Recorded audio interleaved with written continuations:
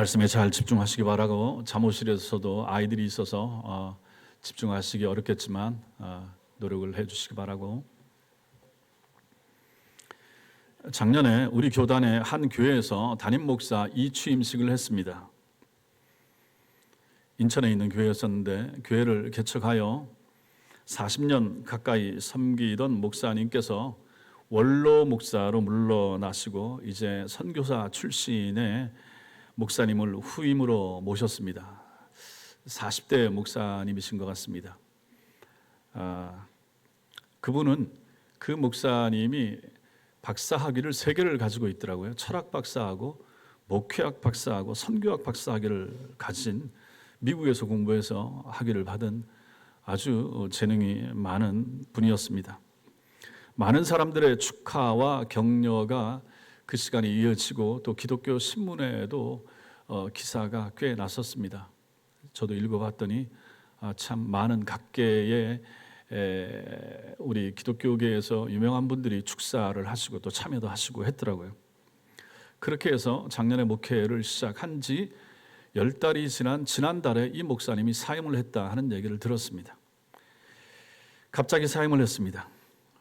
뭔 내용인지는 자세히 모르겠고 굳이 제가 알 필요도 없고, 그런데 갈등이 있었다. 목사님이 새로 오면서 의욕이 있으셔서 이것저것 바꾸고 예배 형태나 이런 걸 바꿨다 하는 얘기도 들었고, 젊은 분들은 좋아했는데 나이 드신 분들은 좀 그렇지 못했다 하는 얘기도 들었고, 어쨌든 그러다가 장로님들하고 갈등도 좀 있었던 것 같고 원로 목사님하고도 마찬가지고, 그래서 어느 한순간에 본인도 그만두겠다고 하고 교회에서도 갑자기 사임을 시켰습니다.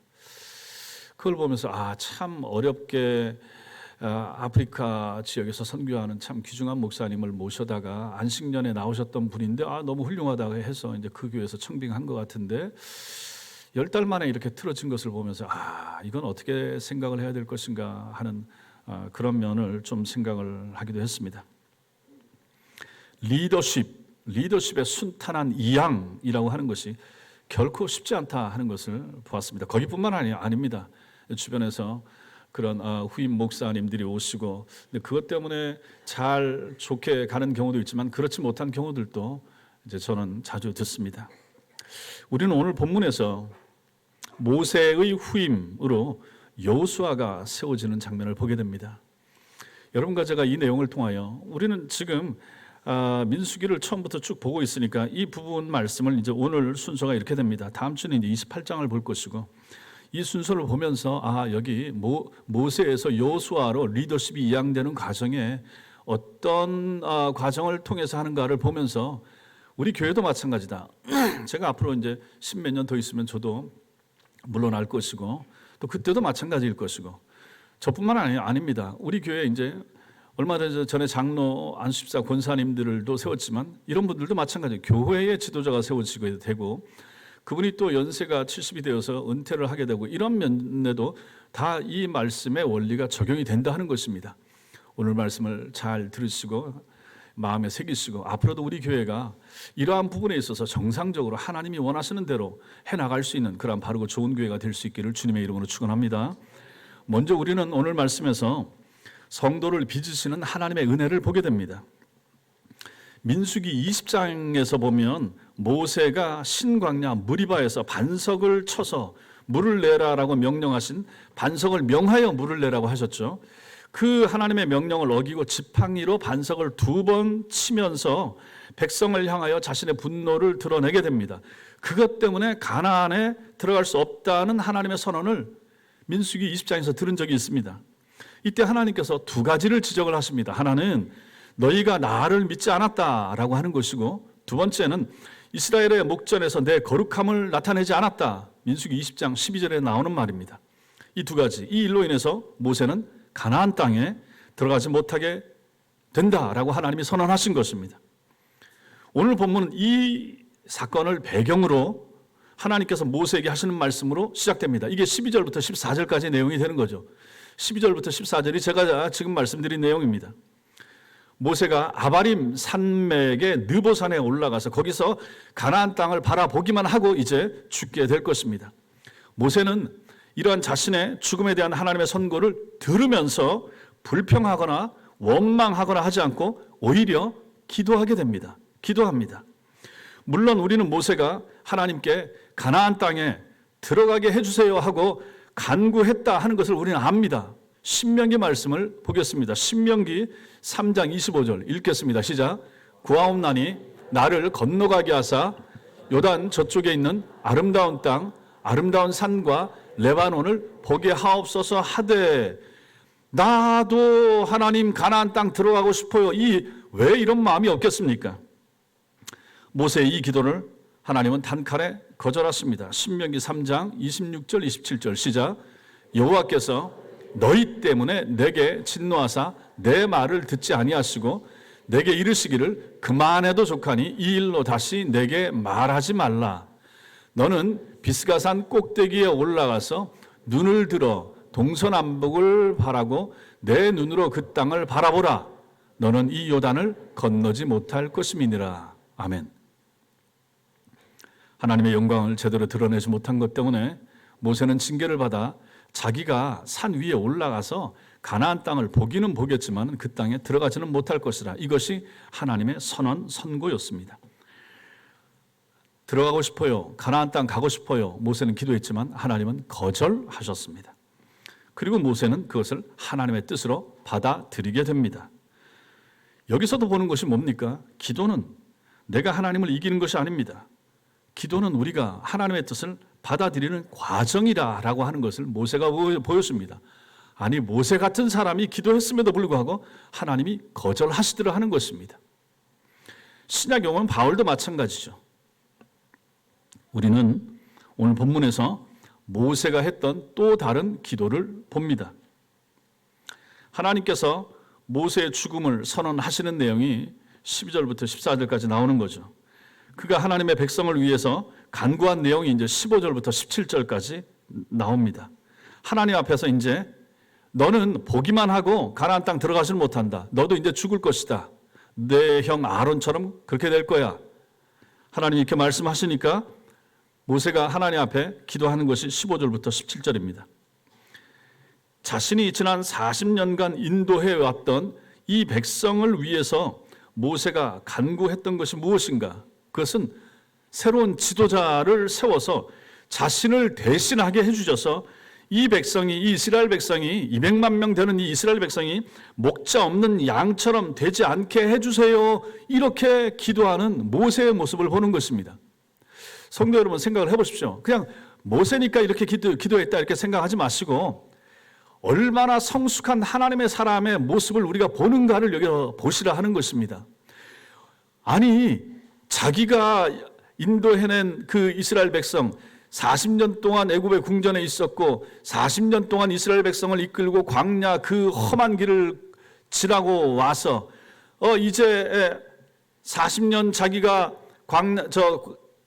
애굽의 궁전에 있었고 40년 광야에서 하나님 앞에 훈련을 받았고 80세의 모세 앞에 서서 바로 왕 앞에 서서 이스라엘 백성들을 이끌고 나와서 이제 마침내 가나안 땅 들어가는 접경이 서서 그 땅을 바라보기는 하는데 하나님께서 민수기 20장에 있었던 그 사건으로 인하여 너는 안 돼, 너는 못 들어가, 내 영광을 온전히 드러내지 못했기 때문이야 라고 말했을 때 모세의 마음을 한번 생각해 보시라 하는 것입니다. 여태까지 그 많은 수고를 하고 사실 들어가도 제일 먼저 들어갈 수 있는 사람이고 만약 한 사람만 들어간다라고 했을 때 모세 외에 누가 들어갈 사람이 있겠습니까? 그럼에도 불구하고 하나님께서 안 된다라고 말했을 때 그 모세의 마음, 그 얘기를 들었을 때 모세가 하나님 앞에 기도하는데 뭐라고 기도하는가? 하나님 아버지 좋습니다. 받아들이는 거죠. 그리고 저는 못 들어가지만 저를 이어서 저 대신 누군가 지도자를 세워주셔서 그로 하여금 이 백성을 이끌고 이 광야를 지나 요단강을 건너 저 땅에 들어가게 해주세요 라고 기도하는 이 모세의 모습을 한번 생각해 보시라 하는 것입니다. 얼마나 성숙한 하나님의 사람의 모습인가 하는 것입니다. 모세가 젊었을 때는 40대 때 80대 때만 해도 그렇지 않았잖아요. 민수기 20장에서 본 것처럼 버럭 화를 내는 이러한 모세의 모습을 우리가 보지 않습니까? 근데 지금 여기서 나타나는 우리가 대하는 이 모세는 그런 사람이 아니라 하는 것이죠. 하나님께서는 지난 40년 동안 하나님의 백성을 위해서 모세를 세우셨고 그를 사용하셨지만 동시에 하나님은 그 백성을 통하여 모세를 지도자로 하나님의 사람으로 만드셨고 빚어 오셨다는 사실을 우리는 여기서 보게 되는 것입니다. 하나님께서 한 사람을 만드신 거예요. 모세라고 하는 하나님의 사람을 120년 동안 이렇게 빚어서 광야 40년 지나면서 더 성숙되게 하나님 나라 들어가는 바로 입구까지도 하나님께서는 모세를 이렇게 성숙한 기도를 해낼 수 있는 하나님의 사람으로 만들어 가시더라 하는 것을 우리는 여기서 보는 것입니다. 하나님께서는 당신의 일을 위해서 여러분과 저를, 이스라엘 백성들을 희생시키시고 우리를 이용하시는 분이신가? 아니더라 하는 것입니다. 세상 잡신들처럼 사람을 이용하는가, 신자를 이용하는가, 너 많이 바쳐라, 네 몸 바쳐라, 시간 바쳐라, 돈 바쳐라, 우리 하나님이 그렇게 하시는 분인가? 우리를 이용하고 버리시는가? 그렇지 않더라 하는 것입니다. 언제나 하나님께서는 당신이 하시는 일을 통하여 당신의 사람을 빚어가시고 만들어가시는 놀라운 일을 행하시는 분이라는 사실 믿으시기 바랍니다. 이런 점에서 역사 속에 그 누구도 하나님을 위해서 자기를 희생했다라고 말할 수 있는 사람은 없습니다. 나 하나님을 위하여, 하나님의 교회를 위하여 나 희생했습니다. 내 최선을 다했습니다. 하나님 앞에서 부끄럽지 않습니다. 이렇게 말할 수 있을지 몰라도 과연 이게 바른 말인가 하는 것입니다. 그 과정을 통하여 하나님이 그 사람을 빚어가신 거예요. 나를 드러낼 수 있는 사람 아무도 없다 하는 것입니다. 그 누구라도 마찬가지인 거예요. 내가 이렇게 하나님의 교회를 잘 섬겼습니다. 내가 이제 원로 목사로 은퇴하는데 내가 하나님과 하나님의 교회를 위해서 해놓은 일을 보십시오. 하나님 나는 정말 할 만큼 했습니다. 라고 말할 수 있는 사람이 누가 있겠는가? 어느 장로, 어느 권사도 마찬가지일 것이라 하는 것이죠. 하나님 앞에 가기 전에도 마찬가지입니다. 나는 정말 충성했습니다. 나는 최선을 다했습니다. 내가 일궈오는 거 한번 보십시오. 내가 주를 위해서 얼마나 큰 일을 했습니까? 하나님 보십시오. 라고 말할 수 있는 사람이 누구인가 하는 것입니다. 그 사람에게 건강 준 분이 누굽니까? 그 사람에게 물질을 허락하신 분이 누구십니까? 그 사람에게 그만큼 일을 할 수 있는 믿음과 신앙을 주신 분이 누구십니까? 하나님이 다 하신 거 아닌가 하는 것입니다. 하나님이 빚어온 거예요. 여러분과 제 인생을 다 마찬가지라 하는 것입니다. 모세가 이 기도를 할 수 있도록까지 빚어내신 분이 누구십니까? 하나님이 하셨다 하는 것입니다. 우리를 성화의 길로 인도하시는 하나님이 우리를 그렇게 하신 것입니다. 세상에서는 토사구팽이 있습니다. 토끼몰이 토끼 사냥 끝나면 개를 삶아 먹습니다. 그러나 하나님의 나라에는 그런 게 없습니다. 하나님께서 우리를 그렇게 이용하시고 버리고 그러지 않습니다. 서로 세상에서 인간 교회에서 인간 목사와 인간 장로들은 그렇게 하는 일이 있다고 한다 할지라도 하나님은 우리를 그렇게 대우하지 않는다는 것입니다. 이것은 우리 한 사람 한 사람에게도 마찬가지입니다. 그리고 저 자신에게도 마찬가지입니다. 목사인 제가 여러분을 통해서 한 교회 목사라고 하는 이 버거운 소명을 감당함을 통하여 저 자신이 일방적으로 희생하고 섬겨만 오겠습니까? 앞으로도 마찬가지고 저만 충성하고 저만 최선을 다하고 제가 앞으로도 천성교회를 위해서 애를 쓰겠지만 저만 그렇게 희생하고 그렇게 섬겨가겠습니까? 주님의 교회를 섬기는 일을 통하여 하나님께서 하신 일이 뭡니까? 저 자신을 하나님 앞에서 더 나은 성도로 하나님은 저를 빚어 오시는 거예요. 여태까지도 마찬가지고 앞으로도 마찬가지라 하는 것입니다. 제가 그냥 가르치기만 하고 지도만 하고 기도만 해주고 하면서 제가 제 일을 다 했다고 하겠습니까? 아닌 거죠. 이러한 과정을 통하여 설교하는 과정을 통하여 저도 은혜를 받고 저도 준비가 되고 저도 하나님 말씀 앞에 엎드려지는 것이고 하나님이 저를 설교를 시킴을 통하여 제 귀에 들려주시고 그래서 저를 빚어가시는 거 아니겠습니까? 성도들을 섬기고 여러분들을 돌보고 영적으로 이 일을 통하여 또 저를 하나님의 사람으로 날마다 빚어가시는 거예요.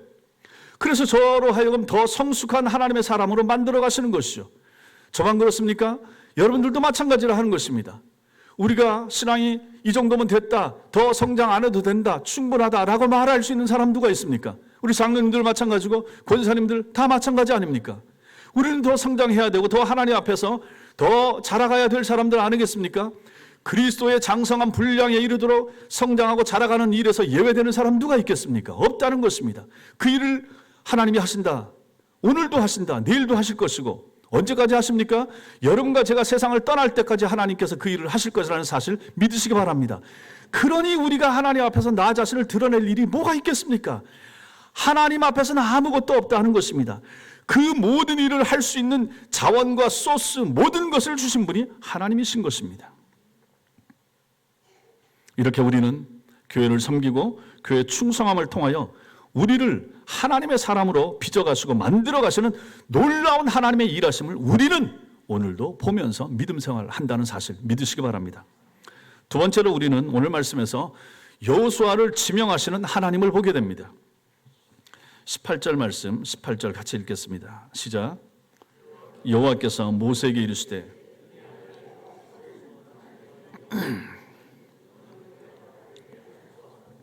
모세가 지도자를 세워달라고 하나님 앞에 기도했습니다. 기도했을 때 하나님께서는 여호수아를 지명하여 세우라라고 하십니다. 모세를 보십시오. 모세는 여호수아를 세워달라고 기도하지 않았고 그 사람이 제가 봤을 때 가장 적합합니다라고 추천하지도 않았습니다. 지도자는 하나님이 세운다는 사실을 모세가 그 누구보다 잘 알았기 때문입니다. 그런데 하나님께서는 여호수아를 지명하여 세우라라고 하십니다. 지도자를 정하고 세우시는 분은 하나님이십니다. 오늘 본문은 하나님께서 여호수아를 세우시는 이유를 단 한 가지 언급을 합니다. 그 뭡니까? 그 안에 영이 머무는 자라고 말씀하십니다. 영이 머문다. 하나님께서는 그동안 모세의 비서로서 헬퍼로서 조력자로서 여호수아가 능력을 검증받았기 때문에 여호수아를 세우라 이렇게 말씀하지 않으십니다. 여호수아가 아말렉과 전쟁을 할 때 나가서 장수로서 잘 싸웠기 때문에 그 사람 합당하다 세워라 말하지 않으십니다. 또한 여호수아가 가데스에서 정탐꾼으로 보냄을 받아 갈렙과 함께 보냄을 받았을 때 10명은 다 부정적인 보고했을 때 여호수아 갈렙 그 두 사람 긍정적인 보고를 했으니까 그 사람은 합당하다 세워라 이렇게도 말씀하지 않으십니다. 그 대신 여호수아는 그 안에 영이 머무는 자이기 때문에 그를 세우라라고 말씀하신다는 것이죠. 이것은 사람의 중심을 보시는 하나님의 판단을 보여줍니다. 사람은 얼마든지 성실하게 맡은 일을 잘 감당해낼 수가 있지만 그것이 곧 하나님의 영, 하나님의 성령이 머무는 자라고 하는 것을 입증하는 것은 아닙니다. 성도 여러분 잘 생각하셔야 됩니다. 사람은 얼마든지 외적으로 대단한 업적과 성취를 만들어낼 수 있지만 그것이 그가 성령의 사람이라고 하는 확실하고 분명한 증거가 되는 것은 아닙니다.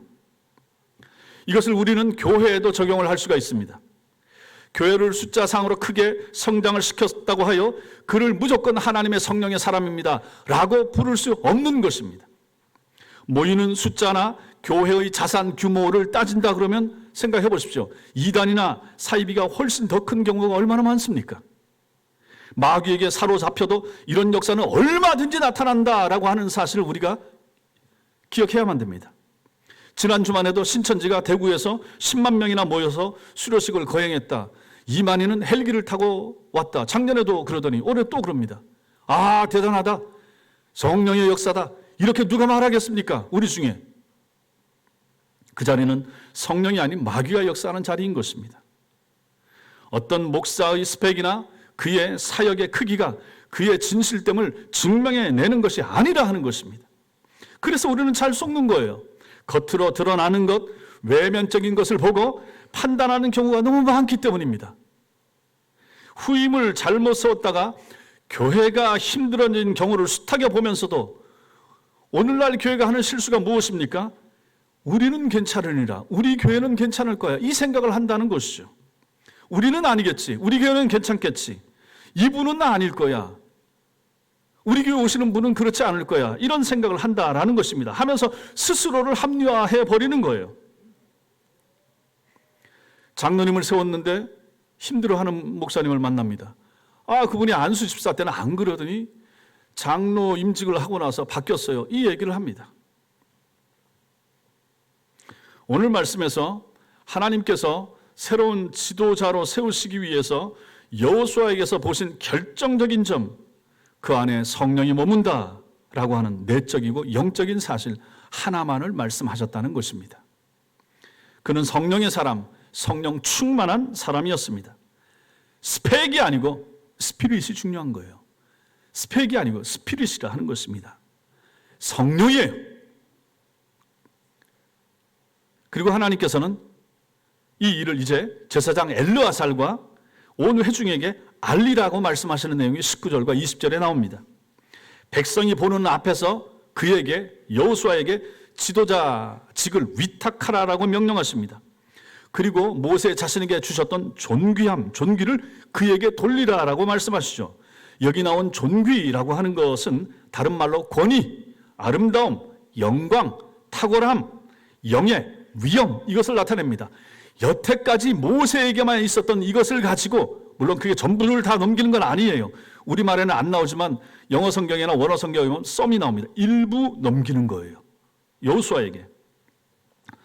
이 모든 것은 하나님께서 모세를 백성의 지도자로 세우시고 그에게 주셨던 그 권위, 그 존귀함을 이제 일부를 여호수아에게 주라라고 하는 것입니다.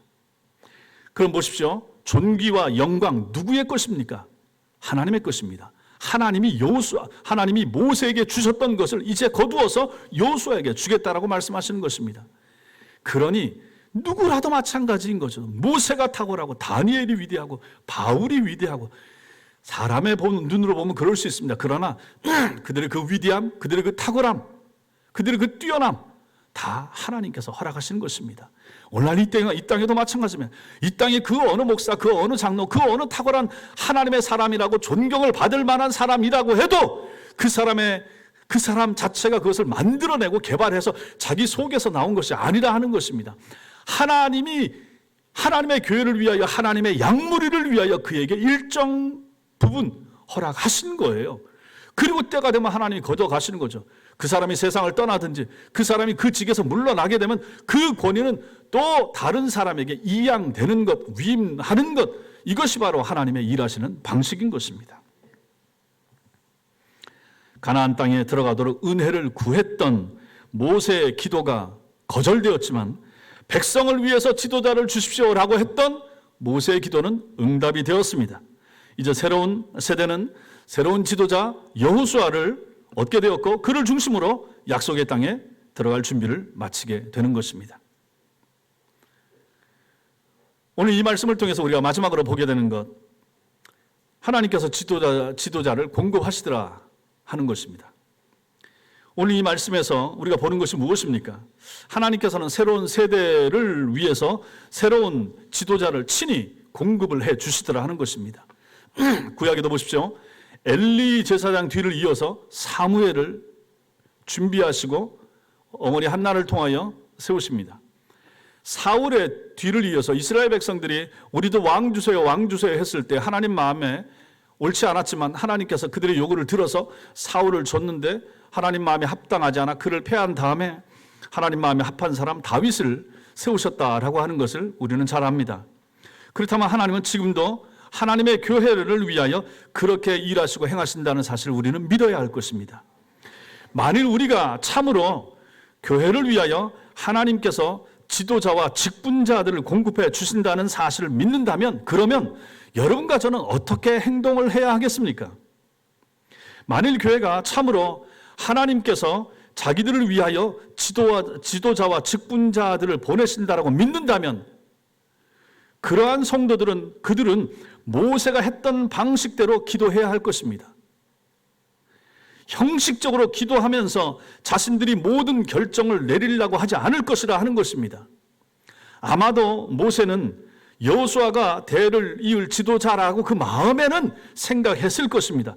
그러나 모세는 하나님께 자신의 생각과 뜻을 표현하지 않았습니다. 그냥 하나님께서 한 사람을 세워달라고 하나님께 간구했을 뿐입니다.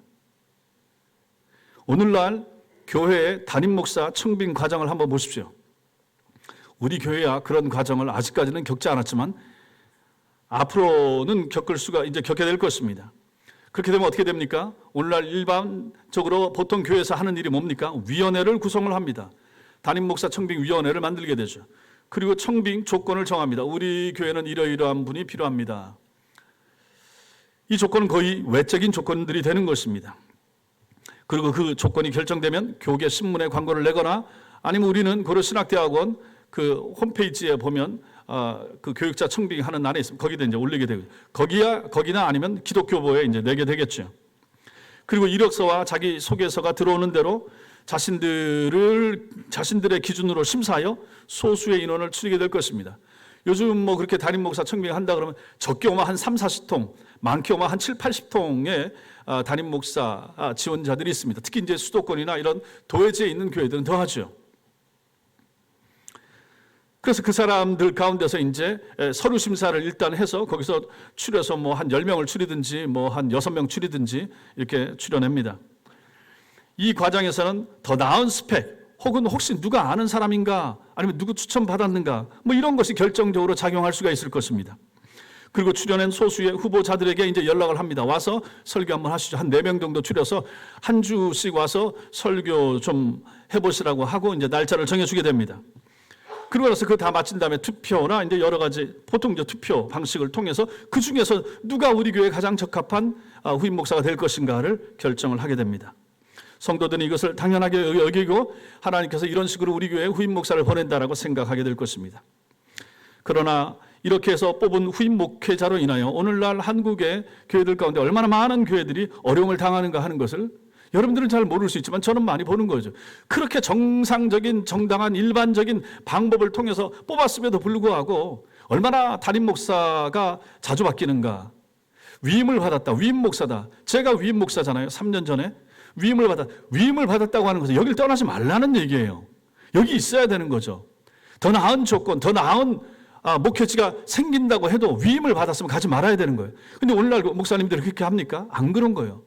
제가 여태까지 본 목사님들 가운데 옮기는 목사님들, 위임받은 목사님들 중에 옮기는데 자기네 교회 규모보다 더 작은 사이즈로 내려가는 목사님 한 명도 제가 본 적이 없습니다. 전부 다 크거나 낮거나 좋은 데로 지방에서 서울로, 서울에서 큰 교회로 그렇게 이제 옮겨갑니다. 과연 그것이 잘하는 것인가? 그러면 그 교회는 담임 목사가 빈 교회는 어떻게 됩니까? 또 다른 이제 광고를 내서 자기네보다 더 작은 교회에서 또 목사님을 모셔오게 될 것이고 뭐 좋은 부목사님 있으면 모르지만은 그럼 또 더 작은 목사는 더 작은 교회에서 또 목사님 찾아서 빈자리 메꾸려고 할 것이 아닌가 하는 것이죠. 이것이 과연 잘하는 방식인가? 오늘날 보통 이렇게 하는데 이게 과연 합당한 것인가 하는 것이죠. 이게 하나님의 뜻인가? 하나님의 방법인가? 그렇지 못하다 하는 것입니다.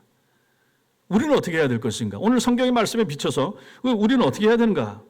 교회가 기도해야죠. 기도하면서 모세처럼 기도하면서 세워야 될 첫 번째 요건이 무엇인가? 성령의 사람인가? 이걸 봐야 되는 거죠. 정말로 성령 충만한가? 정말로 하나님의 은혜에 젖어 있는 분인가? 정말로 하나님을 두려워하는가? 정말로 하나님 앞에서 살고자 애를 쓰는가? 그게 제일 중요한 요건이 되는 거죠. 사실 그것만 되면 나머지는 사실 여기 미치지 못해도 상관이 없는 거예요. 일반적인 기준에 덜 밑에도 상관이 없다 하는 것입니다. 그의 안에 성령이 머무르시는가를 확인할 수 있어야 되는 것입니다. 스펙이나 외모는 금방 확인할 수가 있지만 그의 속사람을 확인하기는 결코 쉽지가 않습니다. 속사람을 모르는 거예요. 좋아 보였죠. 좋아 보여서 모셨죠. 그런데 10달 만에 아니면 뭐 1년 만에 아니면 한 3년 만에 결별하는 일들이 거기서 나타나는 거 아닌가 하는 것이죠. 속사람을 보는 것, 정말로 저분이 하나님의 사람인가? 그 일을 먼저 검증하고 볼 수가 있어야 되는 것입니다. 이렇게 성령 충만한 목회자를 찾아서 세우게 될 때 이제 교회는 그 목회자의 권위를 인정하고 순종하는 아름다운 목양이 이루어지게 된다라고 하는 것입니다.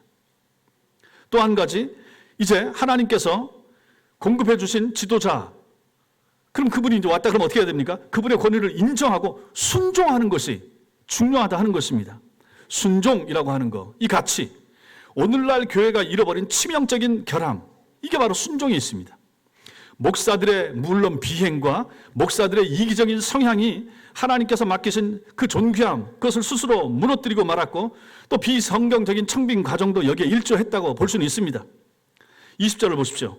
20절 같이 읽겠습니다. 20절 시작. 내 존귀를 그에게 돌려 이스라엘 자손의 온 회중을 그에게 복종하게 하라. 내 존귀, 지도자에게 필요한 것은 무엇인가? 존귀함이 있어야 되는 것이죠. 이 존귀함을 지도자는 무너뜨리면 안 되는 것입니다. 그리고 회중들에게, 성도들에게 필요한 것은 무엇인가? 복종하게 하라. 복종하는 것입니다. 지도자 앞에 성령의 사람, 하나님의 사람, 존귀한 하나님이 세운, 하나님이 보낸 그 일꾼 앞에 성도들이 해야 할 일은 복종하는 것이라 하는 것입니다. 그 가치, 새로운 지도자에게 복종하는 것은 중요합니다. 신명기 34장 9절도 이것을 우리에게 잘 보여줍니다. 읽겠습니다. 시작. 모세가 눈의 아들 여호수아에게 안수하였으므로 그에게 지혜의 영이 충만하니 이스라엘 자손이 여호와께서 모세에게 명령하신 대로 여호수아의 말을 순종하였더라. 실제로 백성들은 새로운 지도자 여호수아에게 순종했습니다. 성도 여러분, 우리가 성경을 읽으면서 성경이니까 그렇지 하고 생각하지 말고 한번 생각하면서 물음표를 던지면서 볼 필요가 있습니다. 당시 이스라엘 백성들에게 있어서 여호수아에게 순종하는 일이, 전폭적으로 순종하는 일이 쉬웠겠는가 한번 생각을 해보십시오. 모세와 비교해 봤을 때 여호수아를 한번 생각해 보십시오. 모세와 여호수아를 비교를 해보십시오. 그럼 여호수아가 모세와 비교했을 때 얼마나 부족한 사람인가 하는 것이죠. 모세는 하나님과 직접 대면하여 말하던 사람 아니었습니까? 세상에서 그와 같이 온유한 사람이 없다라고 그렇게 평가받고 하나님의 친구로 여김받았던 사람이 모세 아닙니까? 모세는 하나님으로부터 직접 시내산에 올라가서 십계명을 받았고 율법을 받았습니다. 무엇이든지 직접 하나님께 물어서 답을 얻었던 사람이 모세입니다. 그러나 여호수아는 어떻습니까? 여호수아는 하나님께로부터 직접 모든 권위를 부여받았다기보다 모세에게 주셨던 권위의 일부를 부여받은 것에 불과한 거예요. 그는 하나님께 직접 물었던 그러한 사람이 못 됐습니다. 이제 그의 옆에는 대제사장 엘르아살이 꼭 필요합니다. 엘르아살을 통하여 하나님께 물어야 됐던 사람이 여호수아입니다. 백성들이 볼 때 이것은 매우 큰 차이가 되는 거죠. 모세와 여호수아는 비교 자체가 실제는 불가한 것입니다. 그런데도 불구하고 백성들이 여호수아에게 순종했다라고 하는 것은 그들이 실제로 하나님께서 자기들에게 허락하여 주신, 공급해 주신 지도자로 여호수아를 받아들였다는 것을 보여주는 것입니다. 그러니 이것이 얼마나 중요한 것입니까? 여러분과 저에게 한번 또 적용을 해보십시오. 교인들이 존경하던 목사님이 기한이 차서 은퇴합니다. 저도 앞으로 그렇게 될 것이고, 생각해 보십시오. 이제 후임을 모셔야 됩니다. 후임으로 오실 목사님은 보통 한 40대 중반, 50대 초반 이렇게 될 것입니다. 물러나는 목회자와 새로 부임할 목회자를 비교를 해보십시오. 누가 더 원수가겠습니까? 말할 필요가 없는 거죠. 긴 시간, 오랜 시간 목회했던 사람과 이제 새롭게 담임 목사가 됐다든지 이렇게 청빙된 사람하고 비교하는 것은 어울리지 않는다라고 하는 것입니다. 새로운 지도자는 아직 충분히 다듬어지지 않은 거죠. 아까도 우리가 이 모세를 봤지만 모세가 긴 시간을 통하여 이제 120년 지나오면서 성숙해졌기 때문에 기도가 거절됐음에도 불구하고 예, 하나님 알겠습니다. 순종하겠습니다. 그리고 이 백성을 위하여 새로운 지도자 세워주세요라고 성숙한 기도를 할 수 있을 만큼 성장했기 때문에 이렇게 된 거 아니겠습니까? 120년이 걸린 거예요. 지금의 모세의 모습은. 우리도 마찬가지일 것이라 하는 것입니다. 후임 목사가 많이 부족할 것입니다. 근데 전임 목사하고 비교해서 저분은 저랬는데 후임은 이 말할 필요가 없는 거예요. 제가 아까 서두에서 말씀드렸던 10달 만에 물러난 그 교회도 제가 그런 생각이 좀 드는 것입니다. 목사님이 부족할 수가 있다. 전임 목사님에 비하여 의욕이 앞서고 참 젊기도 하니까 그럴 수. 그런데 그러할 때 장로님들이나 좀 이런 분들이 잘 도와주고 그 귀한 분 어렵게 모셨으면 그렇게 했어야 되지 않는가. 물론 목사님에게도 어떤 한계나 부족함이 10달 지나면서 있을 수가 있었겠죠. 그러나 또 성도 입장에서 보면 그런 면을 좀 품을 수 있는 그러한 넓은 마음이 성도들에게도 필요하지 않았겠는가 하는 생각을 해보는 거예요. 목회자를 퇴임하는 분과 새로 오는 분을 단순 비교할 수 없습니다. 모세와 여호수아를 비교할 수 없는 것처럼 말입니다. 이런 현실적인 문제들에도 불구하고 우리는 하나님께서 하나님의 교회를 위하여 목회자를 보내시고 세우신다는 사실을 믿어야 합니다. 그래서 그런 지도자를 보내주시라라고 기도해야 하고 그런 지도자를 교회가 결정하여 모시게 되었을 때 적극적으로 그분에게 협조하고 순종하는 모습을 보여줘야만 되는 것입니다. 이것이 이 땅에 있는 지상 교회를 향한 하나님의 뜻입니다. 그래서 칼빈은 기독교 강요 제3권 3장에서 이런 말을 합니다.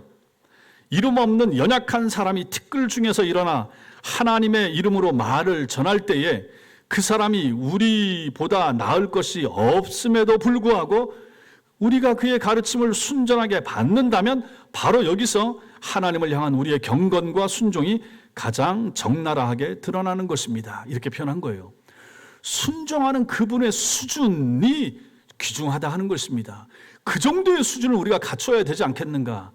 정말 그러한 수준 있는 성도가 되었을 때 좀 모자란 목회자가 오더라도 그와 함께 하나님의 교회를 이루어 갈 것이고, 그도 성장하고 그도 변화되고 그도 앞으로 점점 더 나은 목사와 목회자로 변화되어 갈 것이 아닌가 하는 것이죠.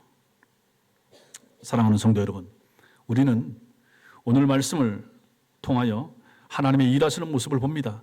항상 우리는 성경에서 하나님이 어떻게 일하시는가, 예수께서 일하시는 것이 무엇인가를 봅니다.